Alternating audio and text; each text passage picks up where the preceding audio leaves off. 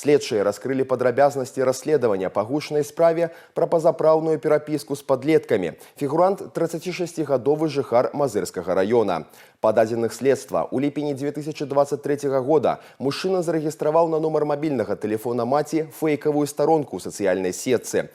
Пад выдуманым імем выдаваў сябе за маладога хлопца і уступаў у перапіску са школьніцамі. Ён распавядаў дзецям пра парнаграфію, прасіў даслаць непрыстойныя відэа і фота, прапаноўваў сустрэцца, у тым ліку за матэрыяльнае ўзнагароджанне. Устаноўлена 45 эпізодаў злачыннай дзейнасці, учыненых на працягу 1,5 года. Потерпевшими признаны 35 человек в возрасте от 12 до 15 лет включительно, из которых большая часть проживает на территории Гомельской области.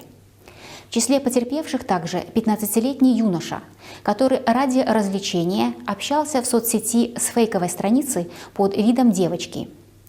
Фигурант отказался от дачи показаний, вину не признал. На основании собранных доказательств жителю Мозырского района предъявлено обвинение по нескольким статьям Уголовного кодекса Республики Беларусь. Крымінальная справа разгледжана ў суде Новобелецкага района Гомеля. Прызначана пакаранне ў відзе пазбаўлення волі на тэрмін 10 гадоў з адбываннем у папраўчай калоніі ва ўмовах узмоцненага рэжыму. Прысуд у законную сілу не ўступіў.